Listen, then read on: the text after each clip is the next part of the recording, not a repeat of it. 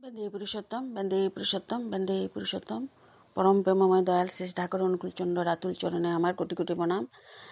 শ্রী শ্রী বড়মার রাতুল চরণে আমার কোটি কোটি প্রণাম। ইষ্ট পরিবারের সকলের চরণে প্রণাম জানাই এবং আমার ইষ্ট অনুয়ারিকি দাদাদের এবং এবং মমতাময়ী শ্রদ্ধাময়ী মায়েদের রান্দিত জয়গুরু এবং ছোট ছোট ভাই বোনদেরও ভালোবাসা জানাই।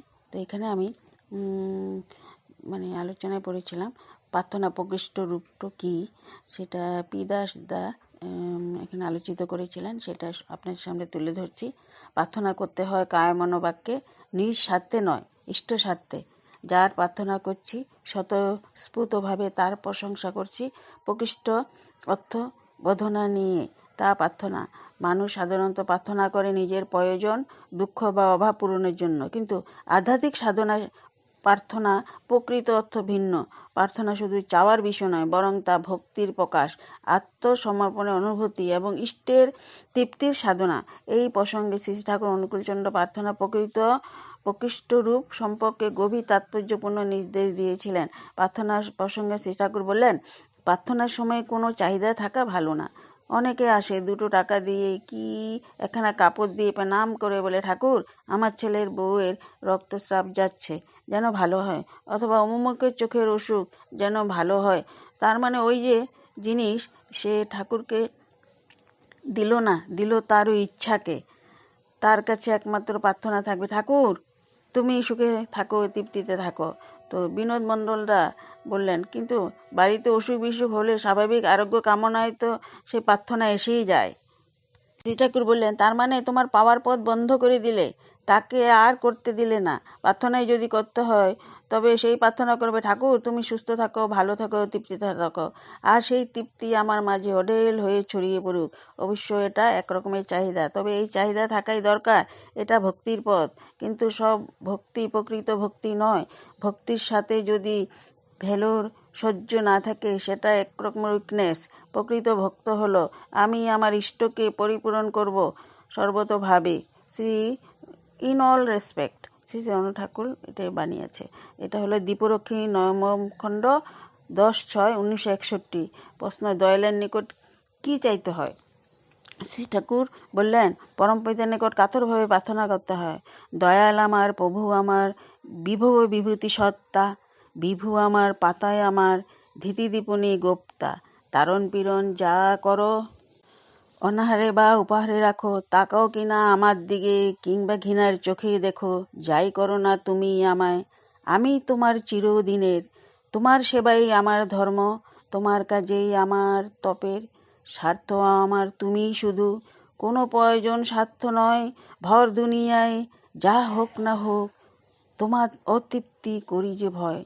তুমি আমার যেমনতর, যেমন করলে ভালো হয়, তেমনি করে তুমি থাকো, বেঁচে থাকো সহজয়। তোমার সেবা, তোমার কর্ম, তোমার ধর্ম নীতি স্রোত, সেইগুলি শুশ্রূষা সেবা আমার সত্তা ধর্ম হোক। তোমার তৃপ্তি স্বস্তি পোষণ, বিশ্বে তোমার জয়গান, তাই যেন হয় সাধনা, তাই হোক আমার অভিযান। আশীর্বাদ করো তুমি, থাকো, বেঁচে থাকো চিরদিন, আমি তোমার সেবক হয়ে থাকি যেন অনুদিন। ছল করে যারা ভালোবাসে, পুষে রাখে গাফিলতি, কথা ভাবা কাজে তাদের নাইকো নিষ্ঠা অনুগতি।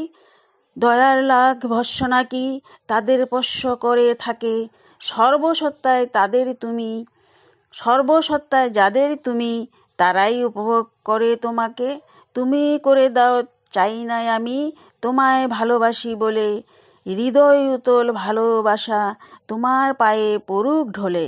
তোমার ইচ্ছা করতে পূরণ, নিটোল চলায় চলতে পারি, মন বিবেক আর শরীর দিয়ে দেখতে শুনতে বুঝতে পারি।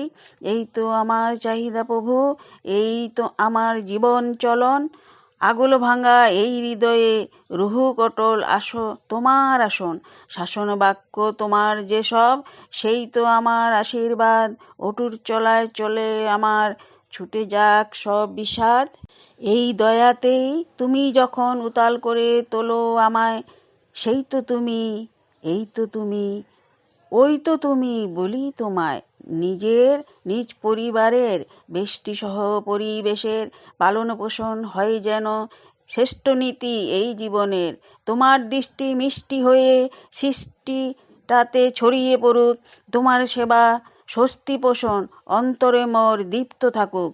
তোমাতে আমার হৃদয় বাঁধন অটুট হয়ে উজ্জনায়, দক্ষ হোক ক্ষিপ্র হোক অসৎ যা তার বর্জনায়। অনুস্পন্দা কুজ্জিকর্মে হোক ক্ষিপ্র উঠুক জেগে, নির্ভুল চলা দ্যুতি বিকরণায় অটুট সন্ধানে চলুক বেগে।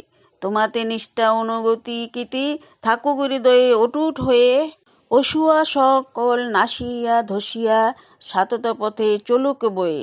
ভক্তি আমার তোমার দয়াতে আনুক উছল ভজনায়, গুরু জয় বল প্রতিটি শিরায় জাগিয়া থাকুক বোধনায়। জানা অজানা সমান তোমার, বিজ্ঞই তোমার সত্তা, তুমি যে আমার সবচেয়ে তোমার, তুমি শক্তিমত্তা। অপূর্ব যে তুমি যখন দেখি তোমা, কাছে থাকো তুমি যখনই, তুমি ছাড়া আর কে আছে কাহার। হৃদয় তবুও বোঝেনি, জানে না সবারই যে বিভু, তুমি যে অতুলনীয় সত্তা সবার, সবই যে তোমার। আর কথাকে দ্বিতীয় শ্রী ঠাকুরের কিছু অনুস্মৃতি খণ্ড তৃতীয়। তাই শ্রী ঠাকুর বলে দিলেন আমাদের প্রার্থনাটা মানে আমরা কি চাইবো ঠাকুরের কাছে, নিজের সকাম প্রার্থনা না, নিজের জন্য কিছু না। হ্যাঁ, এই তো নিষ্কাম প্রার্থনা করতে বলেছেন এখন, তাহলে আমার সব হয়ে যায়। কিন্তু ঠাকুর যেন মানে স্বস্তি থাকে, তৃপ্তি থাকে, ভালো থাকে, সেইটাই বলতে বলেছেন। তো সেই প্রার্থনাটা হবে, ঠাকুর তুমি সুস্থ থাকো, ভালো থাকো, তৃপ্তিতে থাকো, আর সে তৃপ্তি আমার মাঝে অঢেল হয়ে ছড়িয়ে পড়ুক। তো এই